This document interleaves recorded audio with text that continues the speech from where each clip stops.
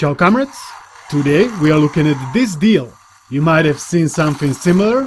It is basically like a portable handheld, but it receives signal via wireless HDMI from your PS4, Xbox, PC or Switch. Well, this one is more like a portable monitor, because it doesn't come with any controllers, but you can use any controller as long as you can pair it with the source console or PC. I'm sure they did it because they wanted to save some money, because the early bird price on the Indiegogo is gonna be $99, which is not a bad price. This was my very first time trying something like this. The setup process is very straightforward. You just plug in the HDMI transmitter into the console, then you need to plug in the USB receiver into the monitor, and voila, in the matter of seconds you can enjoy your favorite console game in the palms of your hands in the next room. Also, huge thanks to the company for sending it over, and I'm sure you know my opinions are always biased. I don't need to be paid for that. They are biased but honest. The monitor itself is built out of solid aluminum. The LCD is 8 inches with 720p resolution. It has stereo speakers and built-in 6000 mAh battery. From the top of the monitor there is headphone jack, 5 buttons, power, function, brightness and volume. Then there is USB for plugging in the receiver and HDMI in case you want to use it with cable directly. But it's gonna be sticking out to the top, as you can see, because it's positioned that way. From the bottom there are 2 speakers. They are not bad, I've heard much worse. USB-C for charging with LED indicators, and there is also a 1/4 inch hole for mounting it to the tripod or to some kind of arm or something like this. From the sides are the rails that fit Joy-Cons, so you can slide them in, but clearly they need to be connected to Switch via Bluetooth, or if you are using Xbox or PS4 you need to pair it with those. You can also use any kind of extendable Bluetooth controller that fits its size. I have only USB-C ones, so I'm out of luck. Monitor by itself weighs around 450 grams, which is a bit more than the Switch with Joy-Cons that is around 400 grams. Now let's look at the experience. Did it meet my expectations? My expectations are kinda low. I'm always ready for some nice disappointments, but this product didn't really disappoint me. It works mostly as advertised. I also need to mention that this is a prototype unit, so they still need to work mostly on software side of things, but we will get to it later in the video. Now, latency. They say it is less than 50 milliseconds. For measuring I was using my own perception, and the games were playable. Even first-person shooters or faster-paced racing games, no issues. There were some stutters here and there, mostly when I launched the game, but nothing major. It was quite enjoyable. Not sure what transmitter exactly they are using. On the website it says 5G Wi-Fi with range of up to 50 meters. That is without the walls, because they are lower in the distance quite a bit. And there is a lot of walls inside the house, as you might know. I've been trying it in the same room, that was like 2 meters range. Then in the next room, behind closed doors, I even measured it, it was around 6 meters. And it was working same. So this is the ideal use case scenario in my opinion. 6-7 meters range with one wall in between.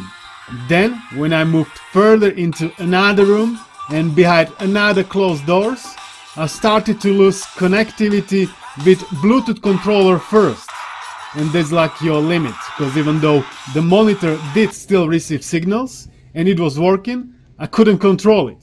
Game over. Also guys, like and subscribe if you're enjoying these videos. I know these reviews are not as good as Vita videos, but they force me to get out of my comfort zone and to explore uncharted territories. But if you would wanna like watch TV or something, you could have get away with another 3-4 meters, then you would lose signal completely.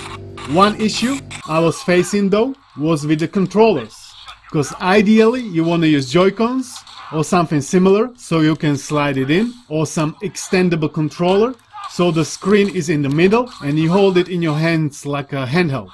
You can connect Joy-Cons nowadays to every console, even to PC, but my PC decided that even though it said it's connected, it wasn't, and I had to use my Xbox controller. But then you need to place the monitor somewhere so you can see it on the table or something similar. I think you can buy attachment for the controller so you can like clip it in. Not sure how comfortable that would be though.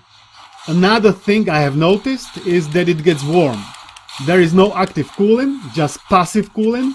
Full metal body will do the job, but it's gonna be warm to the touch after a while, not hot. Battery life, they say 4 to 6 hours. From my testing, it's definitely less than 4 hours. I would say 3.5 hours at best. Maybe it can get better with the final software, we are yet to see. There is the battery indicator on the bottom, but I would also appreciate some software notification when it gets to critically low value. Otherwise it just cuts you out and it doesn't feel nice. LCD quality is kinda in the middle, such an average. The brightness toggle doesn't really work the way it should, so you can't really change it that much, but they say this should be fixed with the final product. When the LCD was switched on with black background, it was not completely black, not sure why, but when I played the games I haven't seen anything out of order. As I said, it is 8-inch panel and it doesn't have touchscreen, so you can control it with the controller only. This is not a big deal with consoles, but with PC or laptop you need additional mouse or keyboard. Now to my final thoughts. Clearly, the biggest advantage of this product is its low price. $99 is certainly enticing. Setup is easy, wireless experience is, I would give it 6-7 out of 10. What are the main disadvantages? The resolution, it is only 720p. Weight is not as bad, but with controllers attached, it's gonna be like 500 grams. Then you can see on the screen right now some things that need to be debugged. Like when you wanna charge it whilst using, it will restart.